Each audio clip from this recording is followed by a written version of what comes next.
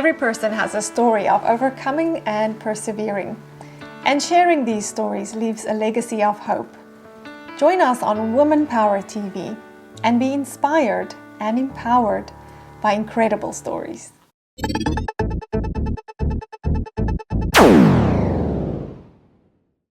I wonder if we are doing enough in terms of teaching kids emotional intelligence. And I mean, that is exactly what kids are going through. You know, maybe just try a little bit, and that peer pressure. We don't really understand the pressures that they are upon kids these days. It really does open up a world between parents and kids.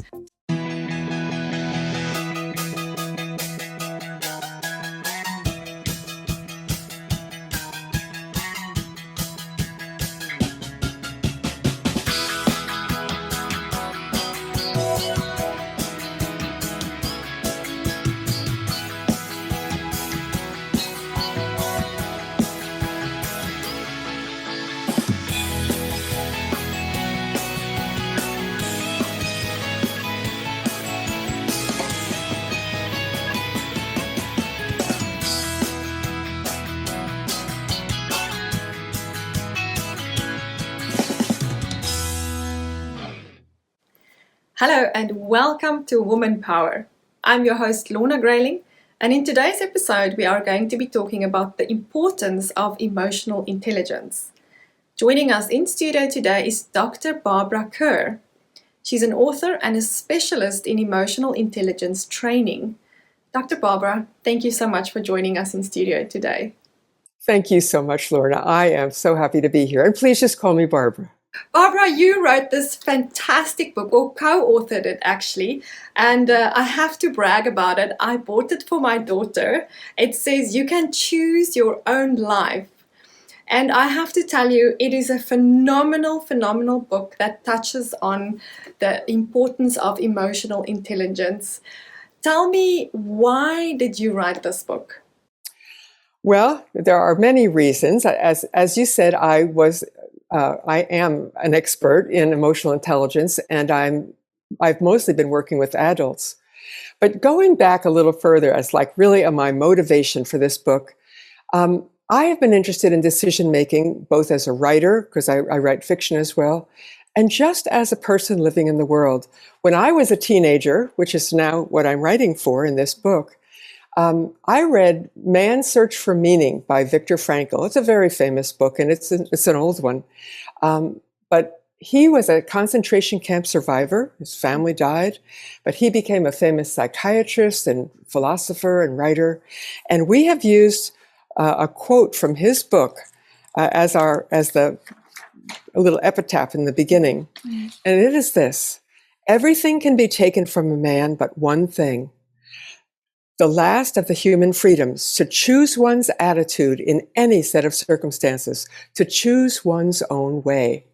And I believe that in life, that, you always, no matter what happens to you, you have the right and the possibility of choosing your own attitude. Sure, that is so powerful. I feel like I get goosebumps just listening to that, because I think so often in the world today, it's portrayed that, especially in television shows and all around us, it's like you can't choose your feelings, and you can't choose, and you just kind of go with whatever makes you happy, and you just run with it, whatever floats your boat, shall I say that. Right. And what I absolutely love about this book is the storytelling and the specific characters making decisions, and how their choices, how they choose their decisions. They choose, even in the midst of how they feel, how to react to it, and how those choices end up in a consequence. And that is so powerful. And I mean, also that quote that you just shared, I think that it's something to really think about, that, we can choose how we react in our circumstances, even if it doesn't feel like it, right? Right. That's really one of the most important things that kids could get out of this book. Mm-hmm. The fact that They can choose, and they will have consequences based on what they choose. Mm. We as adults know that, although certainly we know impulsive adults as well. But our kids are at an age, at that middle school age, when they are quite impulsive. And they really need to be taught that, wait, you can slow down and you can make a choice, and it will make all the difference. There are consequences short-term and long-term, which we've also written into the book. 20 years from now, if you're still making decisions this way, this is where you might find yourself. Yeah, that is so powerful. I think about 2 episodes ago, I was actually just having the exact same conversation with our studio guest, and we were just discussing that thing like you cannot expect a different result if you keep on making the same choices or you keep on doing the same things, because it's not possible. It's like trying to bake a cake and you're putting in wrong ingredients all the time. It's just not going to happen. I like your analogy because usually people use sports analogies, and I'm so glad to hear a more feminine analogy. Barbara, so middle school kids, I mean, this is my heart, because I also have a child in middle school, and I can see, the difficulties that they endure. And it's not something that I actually ever had to endure in school. Our upbringing was completely different. The times we grew up in was different. The things that we were confronted with was different. Why middle school? Why did you decide to write this for especially? Well, I mean, anybody can read it. I can absolutely say that. But why do you focus on middle school kids? Okay. Well, let me go back a little bit and tell you one of the other reasons that we actually wrote this book. My co-author, Barry Sommer, who's an educational psychologist, was working in Central California in a really agricultural community. And at the time, this was back in the late 80s, there was a very high incidence of teenage pregnancies. So they asked him to develop a program, and he developed this model for decision making, which was not only that you can choose, but that you can choose reliably, that you can make good, reliable decisions. And whether or not that is, what impacted teenage pregnancies, they did go down. In any case, we decided that that was a great age to talk to kids about decision making, something that's so important that they will need for their entire lives. And so we got together and have co-authored this book. And actually now this is a revision, a complete revision, because kids are facing so many things at middle school. So increased academic demands and competition from other kids. There's also peer pressure around smoking and substance abuse and sexuality. People have crushes and have heartbreaks. And then technology has brought in another whole big area. That's the kind of stuff that you and I did not experience as the kids are experiencing today. So this is for middle school kids, but it's also very much for those who love them and care about them, their parents, their teachers, their guides, their counselors. And those adults can learn and empathize more with what our kids are facing in the 21st century. Yeah, I can totally agree with that, because as I was reading these stories, and I mean, I'm gonna just quickly, read a little bit about one of the stories. It says, maybe we could just try a little, not like get drunk or anything, but just see what it's like. I mean, I love this quote from your book. And I mean, that is exactly what kids are going through. Maybe just try a little bit, and that peer pressure. And, and the story continues. And we got really into these stories, my child and I kind of understood her world a lot better, because, so often as a parent, I kind of brush it off. The kids come home and they have an issue, and but you'll get over it, or just forgive her, whatever. We don't really understand the pressures that there are upon kids these days, and especially with, like you say, social media, all the different television shows that they're watching.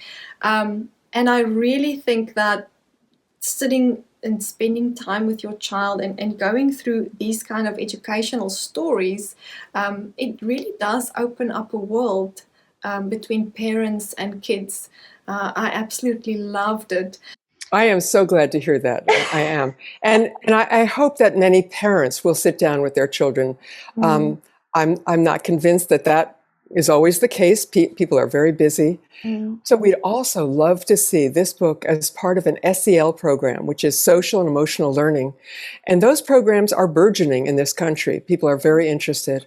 And one of the major aspects of emotional intelligence in that program, one of the 5 major aspects, according to CASEL, which is a big collaborative for emotional and social learning, mm, is decision making, responsible decision making. mm, And mm, we feel that they are lacking really good materials for this. And we mm. think that You Can Choose Your Own Life, Stories for Decision Making, can fill a wonderful gap there. Yeah, I absolutely agree. I think what is really, really important these days, like you were saying, is just that emotional decision making and intelligence, emotional intelligence. I totally agree. Schools go all out to try and teach kids academics. Yes. We spend money and time on extra math lessons and reading lessons and this and that and extramurals and all kinds of stuff. But I wonder if we are doing enough in terms of teaching kids emotional intelligence, because it's something that I believe can be taught. Absolutely. Right? It's something that we have to Absolutely. learn and develop. So, what are your thoughts about that? How can we, what can we, apart from getting this book? I mean, I can absolutely recommend it. But what can we do to help our kids and teach them emotional intelligence? Well, the biggest thing that I can think of is to try to get your school or whatever, your child's school, to start an SEL program. Mm, Um, Again, it's social and emotional learning, and there are many materials out there. Again, CASEL, CASEL, that's the acronym for the Collaborative for Academic, Social, and Emotional Learning.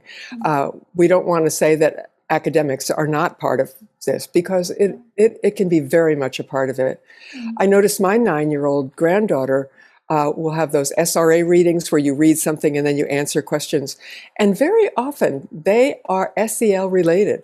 They have to do with something with emotional intelligence, and I'm very happy for that. So it's not a huge program at her school, but at least there is something going on there. mm. Yeah, and it's so incredibly important because, like you said, I mean, academics is really important as well. I mean, we're not Sure. brushing that off at all, but that's always been important, and it always will be. There'll always Right. be an effort towards that, teaching kids academics. Um, but I mean, we've often seen it, and you can see it in the media, you can see it among all kinds of celebrities and very successful people, that even though they might be financially successful and successful in terms of big businesses and creating spectacular careers, that the emotional decision making and emotional intelligence is not that great. And there's been so many studies now. There have been so many studies showing that emotional intelligence is so important, Mm. um, especially for leaders, of course. But anyone can arise as a leader if they have good emotional intelligence. I love And that. That is so powerful, right? Mhm. Anybody can arise as a leader if they are Yeah. emotionally intelligent. Do you think that emotional intelligence can impact our society in terms of family life, in terms of marriages, in terms of abuse, and those kind of things, that it really is a big problem in society? Yes, I very much believe so. And I have been working with adults. That has been my main work with emotional intelligence. I worked especially with college executives and some business and some nonprofit, and people in healthcare, for instance. And then I have also tried to observe very carefully when I was very ill and in the hospital and dealing with the healthcare system. I found it very useful, and I have an article on this, to watch how some people could behave with emotional intelligence. These are healthcare workers, whether they were technicians or nurses or doctors. And there are all kinds of things that you can do to communicate better with people Mm, and to empathize better with people. Empathy is a very large part of this. mm, But that is true in all professions. Our police our law enforcement professions. We all need emotional intelligence, and it could make a huge difference in families, in individuals, in our communities, and in the world. Yeah. I have a book called Emotional Intelligence for a Compassionate World. I believe that that's the final end product that we want, a compassionate world. And it's a step-by-step workbook, and many people have benefited from that. I love that step-by-step workbook, because I think, so often we everything in life is a quick fix these days. It's a 2-minute noodles, it's a 1-minute heat up here, it's a fast food for that, and everything is fast, everything is expected to be easy. But yet emotional intelligence, and I mean we can go into it in a while and just define a little bit more about what is emotional intelligence, but it is hard work. Becoming emotionally intelligent, and it's not nice. It's not what you want to do. It's not what you feel like doing most of the time, right? Although people often like the discovery of things. For example, we start off with just self-awareness, which I believe is the foundation of emotional intelligence. How aware are you really? I ask people, I'll give them a sheet of paper, or this is online, but ask them, how do they feel? Let's say you're the parent of a teenager and you get a call one day when you're at work and your teenager has been in a car crash and he or she is okay, but there has been some substances in the car that have been found. Okay, how do you feel? And people need to tell me, how do they feel? Yeah. And, part of the lesson is you feel different ways. You feel relieved that your child is okay. You feel angry. You feel worried. You feel maybe shame. There are all kinds of things that we feel. I ask people also to try to think about how they feel on a daily basis or weekly basis. Most people can come up with maybe 5 or 10 feelings in a week. Then I take them to a website where there are between 3,000 and 4,000 words in the English language for expressing our feelings. And the idea is, if you can name it, you can tame it. We cannot control our feelings, but we can manage them. Yeah. But the first step for that is to understand what your feeling is. What are you feeling? You stop and think, what am I really feeling now? And that will be the first step in learning to manage it. So yes, it's not an instant kind of thing. And that's only one part of the very first lesson. So there are many wonderful lessons to learn. I use videos to show people how they can get caught up in a crowd, for instance. Sometimes that's very good. You're at a football game with your friends who all are rooting for the same team, and we love that feeling. I have a great video of people in Trafalgar Square, old, young, black, white, wonderful, singing "Hey Jude." And you get caught up in it because it's just like, oh, wow. It's catchy, right? It's very catchy. I love that song. Yes. And you should watch it. And so the idea is emotions are contagious. So whether that's within your family or in your classroom, how you behave and the kinds of emotions that you are emoting will affect the other people around you. So if you come in and you're kind of angry or depressed, that's going to catch on. People are going to realize that at some level. So there's a lot to learn about emotional intelligence, but it's so worth it. I love that. And I think also something that I find, powerful in terms of feelings and emotions is, like you say now, I mean, you can impact an entire room with how you feel. And you also attract whatever you send out. I find that you kind of attract that back to you as well. Absolutely. And then understanding, like you were saying now, just that when you feel something in a certain way, it's not always necessary to act on that feeling. Like how you act on it or what you choose to do with that feeling ultimately goes to a consequence. And that takes us back to choosing. Yes. Choosing. You get to choose your attitude. Now, sometimes you need to pause. We also have the amygdala hijack, where something's just got you so mad. Somebody's cut you off in the road. Okay, you feel that. The adrenaline's running. We can't really prevent that. Yeah. But we can pause. And that is that's another thing that Viktor Frankl actually talked about, is that pause between something that happens and then what you actually do about it. Yeah. So that's another very big thing to learn. Emotional intelligence is often used in anger management training for that very reason. And again, it's not a control, it is managing, because our bodies speak for us sometimes, but we can manage that. I think a big part of it, and that is something, I keep on coming back to this book, but it is so fantastic, is for adults as well and for kids, is to understand that what you do with your emotions and how you choose ends up in the consequence. So it's to kind of sit back and think, like, what do you want? Where do you want to be? And then regardless what happens and your emotions that you're feeling, I mean, like you say, you can't choose it, but you can choose what you do with it. And that is so powerful. Wow. Exactly. Yeah. Would it be okay if I kind of go through what the 5 topics are that engage our middle school kids? Please. So the first story, and these are quite short, and each page, as you know, is quite short. The first one is Who's in Charge? That's about managing embarrassment and anger in a school setting. And it's about a boy who's sketching in his math class, and his teacher grabs his paper and also embarrasses him. He's sarcastic to him in front of the class. The second one is Drinking at the School Dance, which is about managing peer pressure and substance abuse. And it could be any substance. As we know, that's a very, very difficult and growing problem. And that's about a girl who is excited about being at this dance, but she learns from one of her friends that a group of cool kids are drinking behind the dumpsters, and she has to decide whether to go, whether to stay. And it's usually not just two options. You always have at least 3 options to choose from. Yeah. The third one is All in the Family, which is about a girl who's coping with domestic violence. And she has a younger sister, but her mother and stepfather are fighting, and she has to make some decisions about how to handle that situation. The fourth one is Are We Ready for This? And it's about responding to a crush. And again, kids this age, they have crushes and they have heartbreak. And if you're a parent or if you're work with middle school kids, you know that kids are going through this. And the last one is about cyberbullying. And the name of it is Cyberbullying is Still Bullying.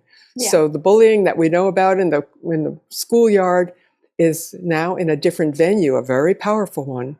But that one's about a boy whose friend tells him that she's being threatened online, and he has to try to help her. An important part about that one, and all of them, is that even if you've made a poor decision, what we call a risky decision, I don't really want to label them bad and good, because we actually encourage kids to make decisions to see what the consequences are. Yeah.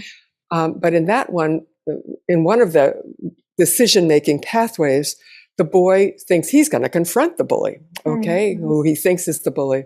That does not work out so well. So he has to make a new decision, because you go on a pathway of making many decisions for each story. And he finds out that he can go to a trusted adult, and that works out much better. Yeah, I love that. I mean, we had so much fun doing this book. Like I said, even my high school kid and my, my family later on kind of joined into the stories, and we on purpose made bad decisions to see where the story would be taking us. And the other thing that I find, that something like this opens up in a family is just, it opens up conversations. As a parent, for me personally, it sometimes feels difficult to go up to our teenagers and just start talking about a subject, because they try, they feel like we're judging them or we're preaching to them, or you shouldn't drink at school. If kids come up to you, you shouldn't join them, you shouldn't drink at school. Yeah, Mom, I know that. yeah. But through these stories, you kind of go through a story in a manner where we're sitting on the outside and we're looking into these characters that are making these decisions. And it's not necessarily this attitude of parent to child saying, you shouldn't do that, you should make this decision, you should do that. You get this fun way of seeing where the decisions will take you. There's no judgment. It's just fun. Right, it's a fun and engaging environment. So the kids can do anything, and I think what you're also saying is that the parents are learning. Yes. It's not that they're just defying you. Don't drink at school. Well, no, I don't do that, Mom. Yeah. And then if they do it, it's not because they want to defy you. It's because of peer pressure and various other ideas that they have about what they want their life to be like. They want to be accepted by this group of cool kids. And so it can also open up in the family discussions about what you really value. And one of the things we tried to get across was that trust that you want to build with parents. Not always possible in some families, but it's a very important discussion to have. Yeah, absolutely. Goodness, I can't believe we've come to the end of our show so fast. Barbara, I think you and we can talk, I think for another 10 episodes on the importance of emotional intelligence. Right. Because it's such an important part of life, and it literally affects your life. It affects your wherever you will end up in life and how you will get through life. So it's so important. Thank you for joining us today. Do you have any last words of wisdom that you want to share with our audience before we close? Well, thank you so much. I am so happy to be here, and I do hope that you will, take a look at this book and also urge your school to open up an SEL program using materials like this for decision making. Yeah, absolutely. Well, that's it from us here at Woman Power. I was your host, Lorna Grayling. If you would like to get this fantastic book, You Can Choose Your Own Life. You can have a look on the screen right now. The details will be on there, and you can go to Barbara's website and check out all the fantastic materials that she has available for you. That's it from me. Until next week, bye-bye. Like, share and subscribe to our YouTube channel to allow us to make more episodes and be inspired and empowered by incredible people.